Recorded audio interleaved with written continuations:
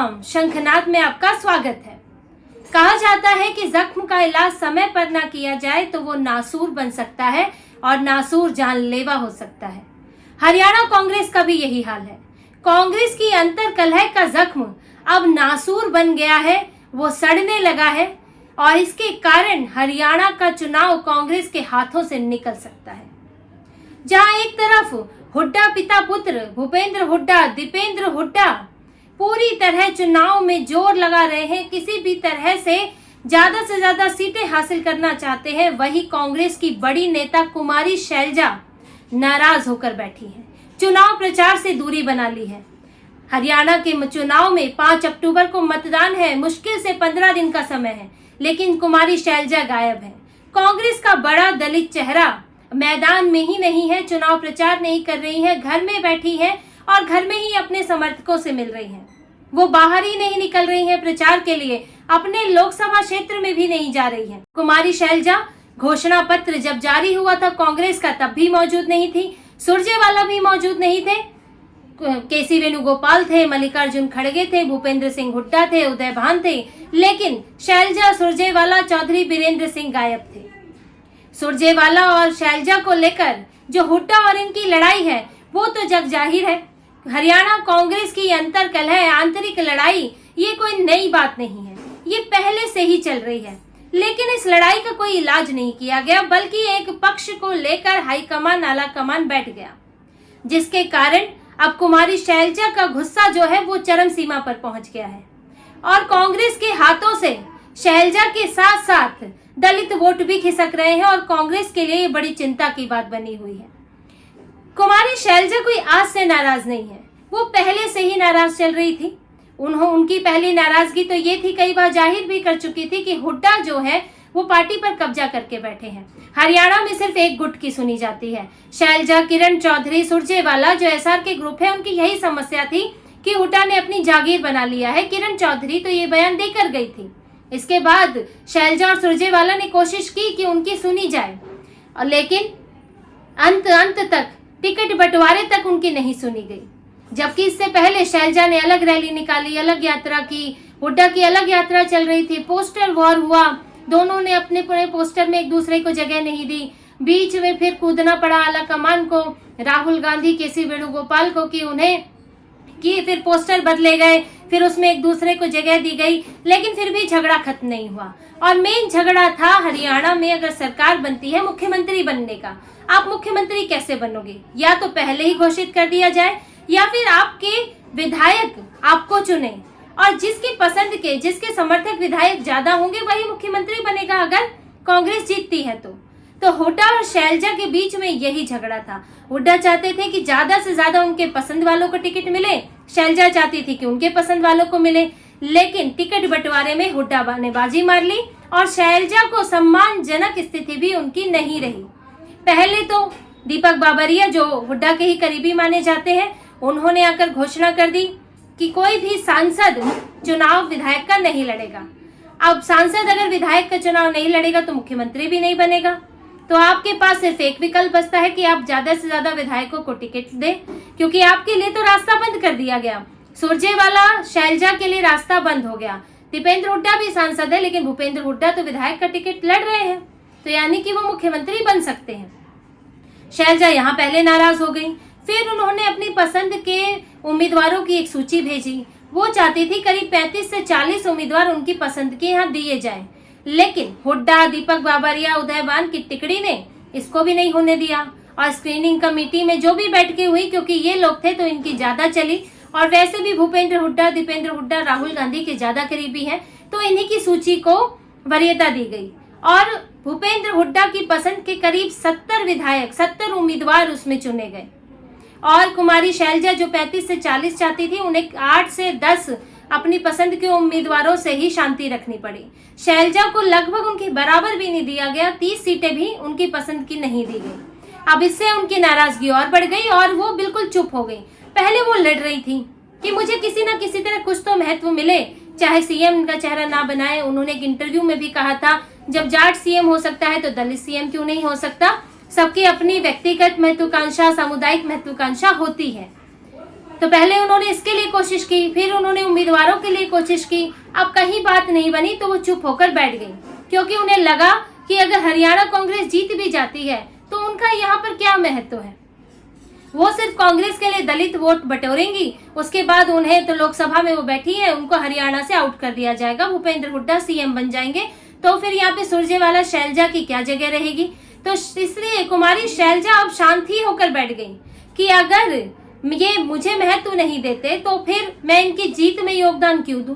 और किसी भी पार्टी के लिए सबसे बड़ी दिक्कत यही होती है कि जब पार्टी में अंदरूनी कलह होती है और सभी नेता जीतने की बजाय एक दूसरे को हराने में जुट जाते हैं, और यही हरियाणा कांग्रेस में हो रहा है। अब कुमारी शैलजा के साथ सुरजेवाला चौधरी बीरेंद्र सिंह भी थे, लेकिन अब कांग्रेस ने सुरजेवाला के बेटे को, आदित्य सुरजेवाला को टिकट दे दिया कैथल से, वहां चौधरी बीरेंद्र सिंह के बेटे ब्रिजेंद्र सिंह को टिकट दे दिया उचाना कला से।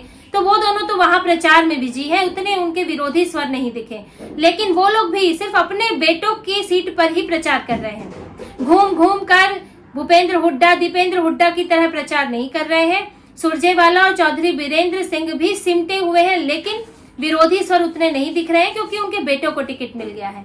अब कुमारी शैलजा के साथ तो ये भी स्थिति नहीं है, वो सिर्फ अपना एक महत्व चाहती थी, क्योंकि पार्टी की पुरानी नेता है, वो वहां पे प्रदेश अध्यक्ष भी रही है, अभी महासचिव है, उत्तराखंड की प्रभारी है, सांसद है। तो वो कोई भी नेता अब एक समय पर अपने लिए कुछ तो चाहता है। अब वो सिर्फ वोट जिताने की मशीन तो नहीं रहना चाहती, वो भी हरियाणा की राजनीति में कुछ बड़ा पद चाहती है, लेकिन उनको साइड किया जा रहा है। यहाँ तक कि उन पर जो उनके कास्ट संबंधी उनकी जो टिप्पणी उन पर की गई दलित होने को लेकर, उस टिप्पणी के बाद तो मामला और खराब हो गया। अब कुमारी शैलजा नारनौल से अपने बेहद करीबी अजय चौधरी को टिकट दिलवाना चाहती थी, लेकिन वो उसमें भी कामयाब नहीं हुई और वो टिकट मिल गया जस्सी पेटवाड़ को।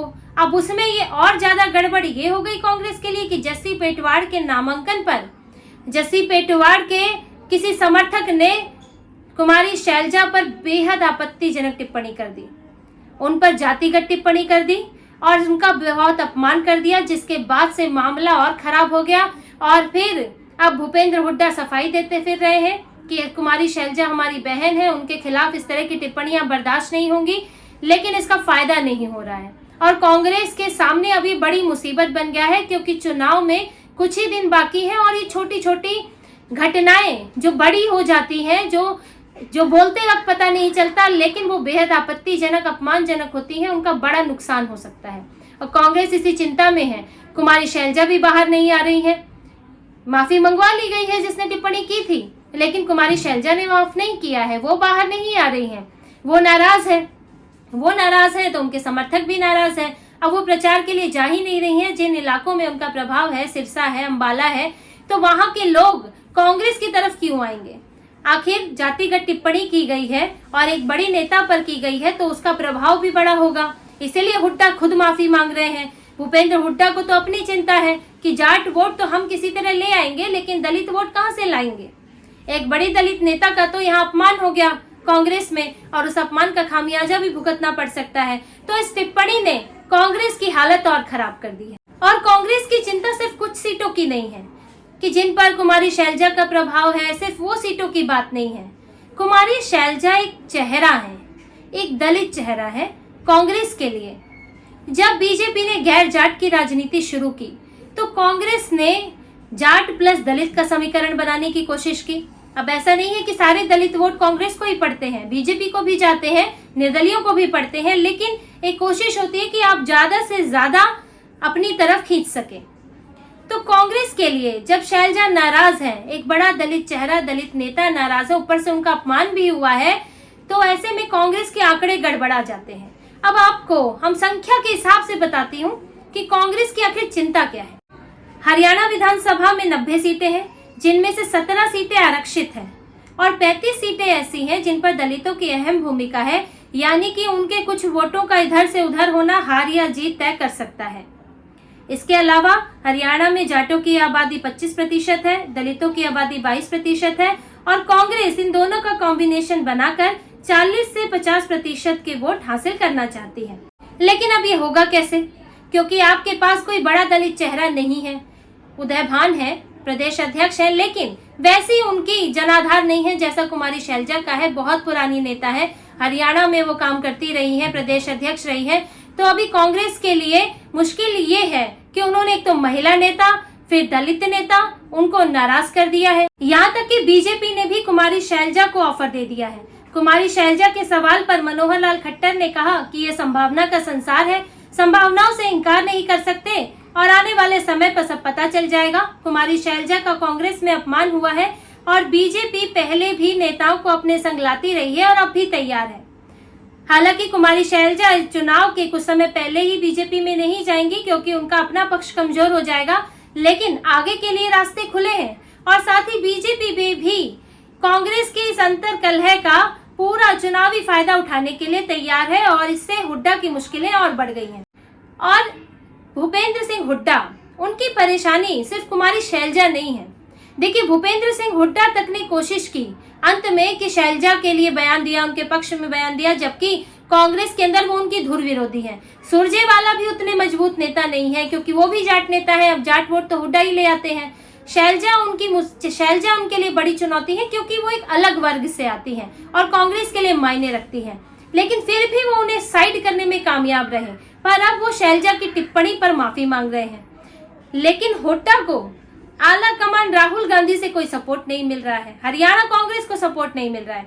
देखिए, कुमारी शैलजा नाराज है, उनके खिलाफ इतनी खराब टिप्पणी हुई है, बयान दिया गया है, लेकिन राहुल गांधी जो कि अभी अमेरिका के दौरे से आए हैं, 10 दिन के दौरे से, चुनाव नजदीक है, वो एक बार भी कुमारी शैलजा से नहीं मिले। क्या उनका फर्ज नहीं था कि वो कुमारी शैलजा के पास जाते, उनसे बात करते, सहानुभूति दिखाते, उनके साथ कुछ फोटो खिंचवाते और उन्हें मनाते कि उनके साथ, कि कम से कम लोगों को ये महसूस होता कि कांग्रेस तो कम से कम इस पर पछता रही है कि एक कार्यकर्ता, एक समर्थक ने टिप्पणी कर दी, लेकिन बड़े नेता इसको लेकर बिल्कुल वो एक्टिव है और शैलजा का अपमान नहीं होने देना चाहते। यहाँ तक कि प्रियंका गांधी जो कि महिला है खुद और बड़ी बड़ी बातें करती हैं, लड़की हूँ, लड़ सकती हूँ, लेकिन उनकी पार्टी की एक दलित नेता लड़ नहीं पा रही है, उनके खिलाफ अपमानजनक टिप्पणी हो रही है, लेकिन प्रियंका गांधी गायब है। तो कांग्रेस को एक बड़ा डेंट इससे लग सकता है, ये बड़ा नुकसान हो सकता है। इसको चाहती तो राहुल गांधी पहले भी ठीक कर सकते थे। कुमारी शैलजा, सुरजेवाला को ठीक से मनाने की कोशिश नहीं की गई, एक मंच पर लाने की कोशिश नहीं की गई। हुड्डा का पूरा समर्थन कर दिया गया। एक तरफ उनके साथ रहे राहुल गांधी, दीपेंद्र हुड्डा के साथ रहे, क्योंकि उन्हें लग रहा था कि सिर्फ जाट वोटों के भरोसे वो जीत सकते हैं, जबकि सारे जाट वोट उन्हें मिलते भी नहीं है, बीजेपी के पास भी जाते हैं, दूसरी पार्टियां भी हैं। तो शैलजा सुरजेवाला को एक तरह से नजरअंदाज किया गया, जिसका खामियाजा आज भुगत रहे हैं। और शैलजा जो है पूरी तरह चुप होकर बैठ गई है, क्योंकि अगर वो एक्टिव भी रहती है तो भी कोई फायदा नहीं है, वो हरियाणा की राजनीति से बाहर हो जाएंगी। हुड्डा जीत गए तो, अगर एक्टिव नहीं रहती है तो भी कोई फायदा नहीं है, तो ऐसे ही बाहर हो जाएंगी। तो इसलिए उन्होंने हुड्डा की जीत में योगदान देने से एक तरह से इनकार कर दिया। अब आगे नतीजे ये तय करेंगे कि कांग्रेस को शैलजा को नाराज करने का कितना खामियाजा भुगतना पड़ता है। क्या कांग्रेस सिर्फ हुड्डा के बूते ही हरियाणा की नैया पार लगा पाती है, या फिर शैलजा के ना होने की कमी खलती है? तो इसी तरह की और खबरें और विश्लेषण आपके लिए लाते रहेंगे। हमसे जुड़े रहिए, सब्सक्राइब कीजिए, कमेंट कीजिए। बहुत बहुत धन्यवाद। जय श्री राम।